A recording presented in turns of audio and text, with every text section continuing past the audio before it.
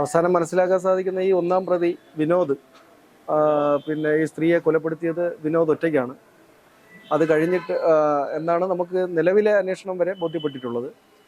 അത് കഴിഞ്ഞിട്ട് ഈ പ്രതി ഈ ഈ സ്ത്രീയുടെ ശവശരീരം മറവ് ചെയ്യുന്നതിന് വേണ്ടിയിട്ട് അനുജനെ വീട്ടിൽ നിന്ന് സഹായിക്കുന്നതിന് വേണ്ടിയിട്ട് വിളിച്ചു വരുത്തിയതായിട്ടാണ് ബോധ്യമായിട്ടുള്ളത്.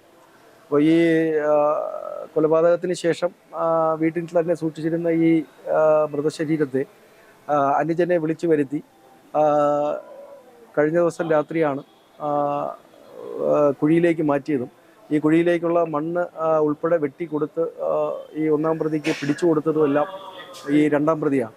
അപ്പോൾ ഇവർ ഈ തെളിവ് നശിപ്പിക്കുന്നതിനുള്ള പ്രവൃത്തികളും കൂടെ ഈ രണ്ടാം പ്രതി ചെയ്തിട്ടുള്ളതായിട്ട് മനസ്സിലാവുന്നു. അങ്ങനെയാണ് ഈ രണ്ടാം പ്രതിയും ഈ കേസിലേക്ക് അറസ്റ്റ് ചെയ്തിട്ടുണ്ട്. കൂടുതലായിട്ട് ഉള്ള അന്വേഷണങ്ങൾ പ്രാരംഭഘട്ടത്തിലാണ്. മറ്റ് കാര്യങ്ങൾ പോസ്റ്റ്മോർട്ടം ഇന്ന് നടക്കുന്നതേ ഉള്ളൂ. അത് കഴിഞ്ഞും അതുപോലെ തന്നെ ഈ പ്രതികൾ പറഞ്ഞ മറ്റു കാര്യങ്ങളുടെ വസ്തുതകൾ കൂടുതൽ അന്വേഷണം നടത്തി മനസ്സിലാക്കേണ്ടതായിട്ടുമുണ്ട്. പണം എന്നാണ് പ്രതി പറയുന്നത്. ഇനി മറ്റെന്തെങ്കിലും ഉദ്ദേശം പ്രതിക്കുണ്ടായിരുന്നോ എന്നുള്ളത് കൂടെ അയൽവാസികളായിരുന്നത് കൊണ്ടും മറ്റെന്തെങ്കിലും ഉദ്ദേശം ഉണ്ടായിരുന്നുണ്ടോ എന്നും മറ്റാരുടെയെങ്കിലും സഹായം ലഭിച്ചിട്ടുണ്ടോ എന്നും മറ്റെന്തെങ്കിലും കുറ്റകൃത്യങ്ങൾ കൂടെ ഇതുമായി ബന്ധപ്പെട്ട് നടന്നിട്ടുണ്ടോ എന്നും കൂടുതലായിട്ട് അന്വേഷിക്കേണ്ടതായിട്ടുണ്ട്. അതെ, അതിനെക്കുറിച്ച് കൂടുതലായിട്ട് അന്വേഷിക്കണം.